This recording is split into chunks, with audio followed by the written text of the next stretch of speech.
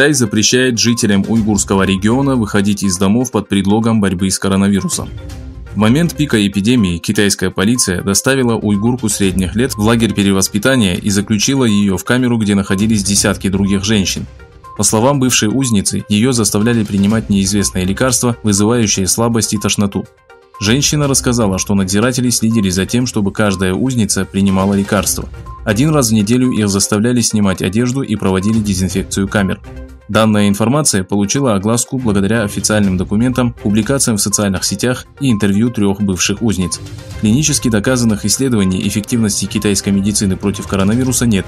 Несмотря на это, китайские власти заставляют жителей региона принимать травяную смесь Чингфей-Пайду, которая запрещена в США, Германии, Швейцарии и во многих странах мира из-за содержания высокого уровня токсинов и канцерогенов.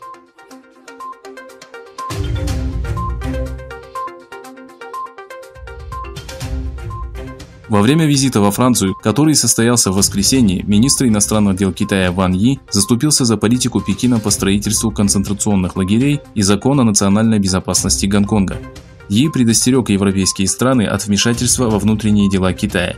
Китайский министр повторил, что все уйгуры, которые прошли обучение в лагерях перевоспитания в Восточном Туркестане, освобождены и получили возможность трудоустройства. Однако в течение последних нескольких месяцев уйгуры, проживающие за рубежом, и правозащитные организации выступали с заявлениями о том, что потеряли связь со своими семьями. Большинство из них считает, что их родных до сих пор содержат в концентрационных лагерях. Ван Yi заявил, что эти вопросы являются внутренней политикой Китая, в которую не должны вмешиваться иностранные правительства. В ходе встречи с китайским министром президент Франции Эммануэль Макрон выразил обеспокоенность ситуацией в Гонконге, уйгурском регионе и нарушением прав человека в Китае. Он призвал китайское правительство соблюдать свои обязательства по защите прав человека.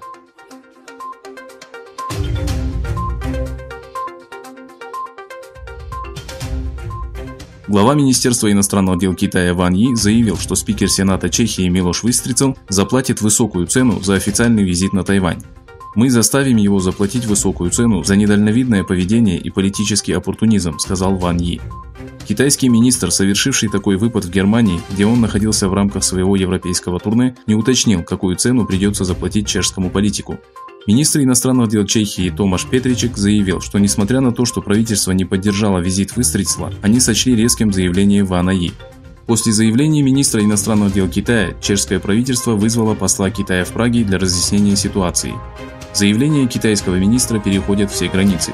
Подобные слова не соответствуют принципам сотрудничества двух суверенных стран, отметил Петричек.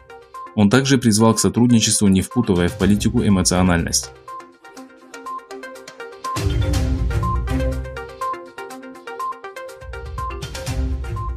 Министерство обороны Индии в понедельник обвинило китайских военных в провокационных действиях в приграничном районе Ладак, которые, по мнению Дели, были направлены на то, чтобы изменить статус территории.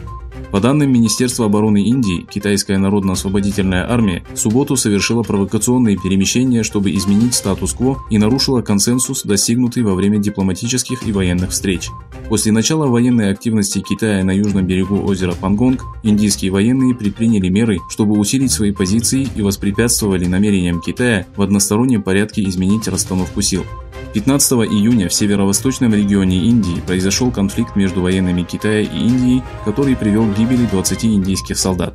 Ситуация в горном районе накалилась после того, как в начале мая китайские солдаты вошли в Ладак с 3 точек, установили свои палатки и военные посты.